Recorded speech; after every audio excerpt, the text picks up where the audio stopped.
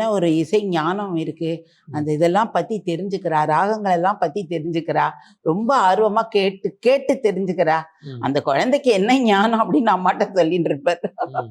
அப்பா கலைஞர் இருக்கும்போது இந்த அவருடைய இதை பற்றி ஒரு சாங்ஸ் மியூசிக் பண்ணணும் அப்படின்னு கேட்டது ஃபர்ஸ்ட். அப்போ கேட்கும்போது அஞ்சுகம் பெற்றெடுத்த புதல்வன்னு ஒரு பாட்டு, அப்பா ஒரு 4 பாட்டோ 6 பாட்டோ பண்ணியிருந்தான். ஸோ அப்போ இருக்கும்போது நிறைய கலைஞரோட நிறைய இது அந்த மாதிரி.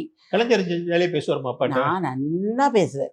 நிறைய எவ்வளவோ டிஎம்கே மினிஸ்டர்ஸ் கச்சேரி பார்த்தோன்னா பாதி அப்பா கச்சேரி தான் இருக்கும் அந்த காலத்துல.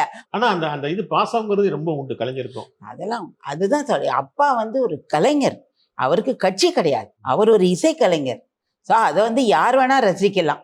அவள் வந்து டிஎம்கேல இருக்கிறவ தான் ரசிக்கணும், ஏடிஎம்கேல தான் ரசிக்கணும், அந்த மாதிரி அவ கிடையாது. அவரும் அந்த மாதிரி கிடையாது.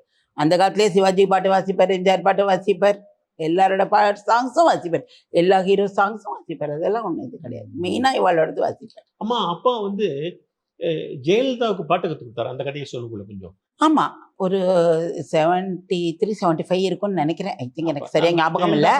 ஆமாம் ஆமாம், அப்பா வந்து அப்பாட்ட பாட்டு கற்றுண்டா கொஞ்ச நாளைக்கு, கொஞ்சம் வருஷங்கள் வர சொல்லி வீட்டுக்கு வான்னு சொல்லிட்டாங்க. ஆமாம், வர சொல்லி இருந்தா இந்த மாதிரி பாட்டு கற்றுக்கணும் அப்படின்னு சொல்லிட்டு அப்பா கொஞ்சம் வருஷம் கற்றுட்டு இருந்தா.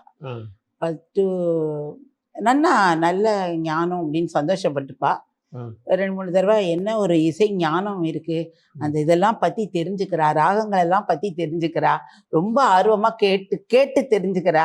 அந்த குழந்தைக்கு என்ன ஞானம் அப்படின்னு அம்மாட்ட சொல்லிட்டு இருப்பார். அப்பா அப்பா இந்த சினிமால ஆக்ட் பண்ணிட்டு இருந்த நேரம், அதெல்லாம் 72, 73 கூட இருக்கும்னு நினைக்கிறேன். வீக்கெண்ட்ல போவாரு ஜெயலலிதா வீட்டுக்கு. ஆமா, அந்த அம்மாவுக்கு ஷூட்டிங் இல்லாத நாள்ல போவோம். அப்பாவும் ஊர்ல இருக்கிறனால அந்த அம்மாவும் ஷூட்டிங் இல்லாத நாள்ல போவோம். கீர்த்தனவெல்லாம் கத்துக்கிட்டு அதெல்லாம் அந்த டீட்டெயில்ஸ் எங்களுக்கு தெரியும். பட் கச்சேரி ஆனா நிறைய கீர்த்தனையெல்லாம் கத்துண்டா அப்படிங்கிறது தெரியும். ஆமா ஆமா.